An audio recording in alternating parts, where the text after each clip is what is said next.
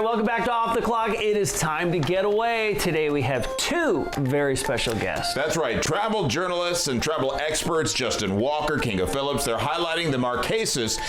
To start off, where are the Marquesas?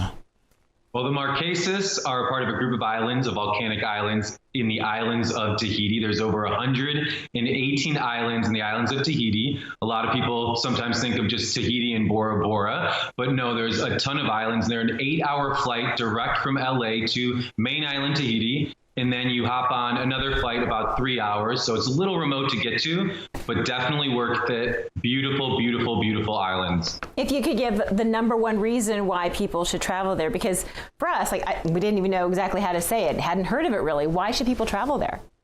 Well, like Justin said, it's an 8-hour flight to Tahiti, which most people don't realize from Los Angeles. That is such an easy hop. You can take an overnight flight, then you get on another flight and you jump over to the Marquesas. Now, the Marquesas are 12 islands. 6 of them are inhabited. And the number one reason you should go is because it is like Hawaii, but untouched. We'll say Hawaii 60 years ago. So far fewer tourists than you would ever find in Hawaii, but same kind of natural beauty.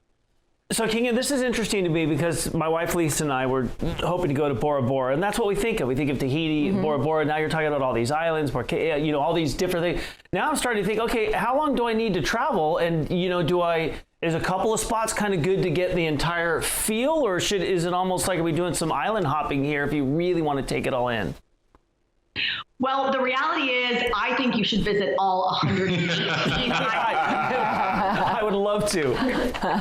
Justin and I have both been multiple times, and the island groups, the different archipelagos, are incredibly different, from the Tuamatus to the Society Islands, which includes Moorea, Tahiti, and Bora Bora, which is a beautiful gem. But I would say that the American audience is only really familiar with Bora Bora, but there is so much more to see in the islands of Tahiti. Yeah. So definitely pack your bags for longer than a week. Yeah. Tell us about 2 of the islands. I'm going to say it. Please correct me because I'm probably going to say it wrong. Is it Nuku, Hiva?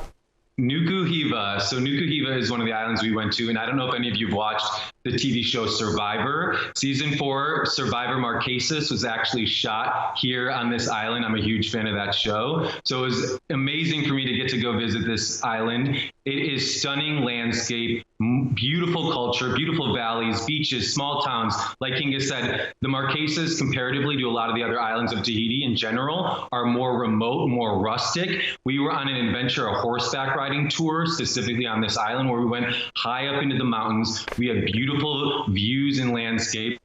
There's me at the top of a mountain, just the clouds coming in. On this horseback riding adventure, Kinga turned to me and said, "Justin, you can never go to Hawaii. I've never been to Hawaii because this is like Hawaii times 5,000. Wow. So Kinga told me that I've never been to Hawaii, and the Marquesas are similar in landscape, I'm told by Kinga, to Hawaii, but a totally different experience in terms of culture, in terms of landscape, in terms of being super remote." It looks just beautiful. Yeah. And the fact that there's not like 5,000 other tourists on the same beach is fantastic, right? Let's talk about the other island.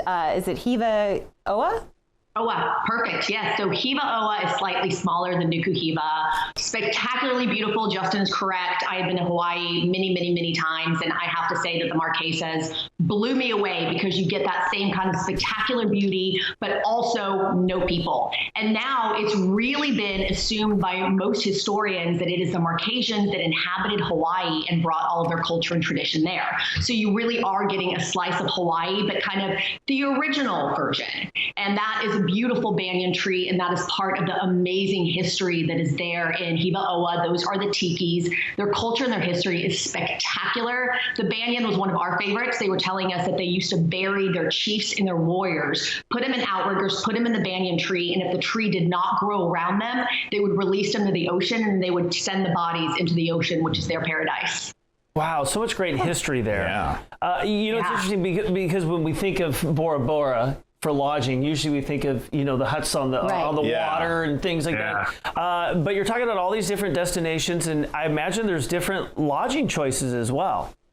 Yeah, there are. You could obviously stay at hotels. Each island has their own hotels, but we recommend two different options. One is a guest house experience. Here is our guest house owner. You know, every time you get to an island, you get laid. Every time you get to an island. By flowers. Here's a homestay. So staying in a guest house, which is kind of a bungalow experience where it's an owner who actually owns the property and then they share their bungalows, or here's an Airbnb guest house homestay. You really get to immerse yourself more with the people and the culture if you stay in a guest house or a homestay versus just staying in a hotel. And we highly, highly recommend, if you're going to these islands, immerse yourself with the people, with the culture. That is where you're going to learn the stories of the island, the stories of the experience of growing up there and how the island has changed over all the years. So we highly recommend the guest house and the homestay experience versus your typical hotel experience. I love that idea.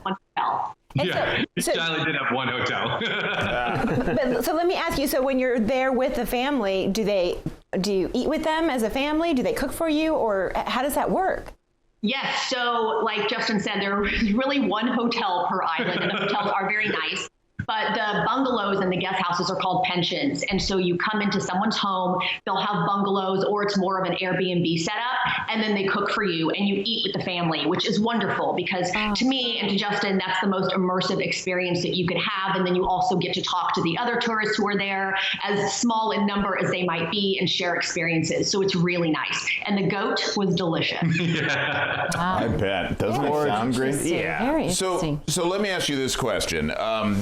Okay, we already touched on this. Most Americans think Bora Bora when they, first of all, if they know the difference, and I wasn't really clear on it, that Bora Bora is part of Tahiti and the 118 islands that comprise Tahiti. So if you are going to go, would one way to be, I know your way would be to skip Bora Bora and go to all the other ones, but could you make Bora Bora a base and then go visit the other islands for a day or something? Is that possible? Yes, I would say that the main hub you usually pick is main island Tahiti. That's where your international flights come in. Air Tahiti Nui, I think United has flights as well. Then Air Tahiti is a smaller internal airline where you can buy island tickets where you can go to different islands in terms of flights. Bora Bora is easy to hop over from Tahiti.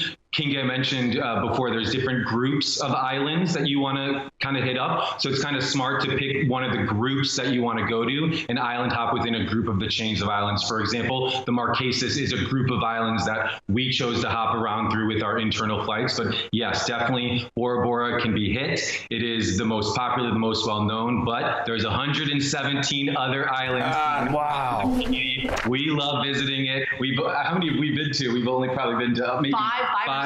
So we got a lot more trips to Tahiti ahead of us, hopefully. Tahiti's like one big infomercial. But wait, there's more. The Ginsu knife. So let me, I think we may have cut you off a little bit there, Kinga, but so let me ask you this question. And I'm sorry I keep adding all these, because like Henry and his wife, me and my wife are talking about going there for our 30th, which would be in a couple of years.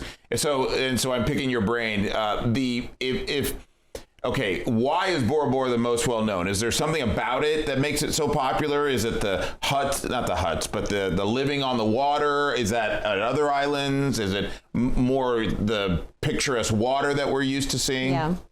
I think it's all of the above. So the overwater bungalows are the big draw. I also think, as much as the islands Tahiti market themselves, Tahiti tourism has their job cut out for them because there's so much. And the American audience has really always gravitated towards Bora Bora as a luxurious destination. You've got the Four Seasons, you've got the overwater bungalows. It is known kind of as a honeymoon destination. I think some of the other islands are a little bit more rustic. You can find the overwater bungalows on a couple of those islands, but really a lot of the other ones are more for the off the beaten path traveler, which is something that Justin and I love.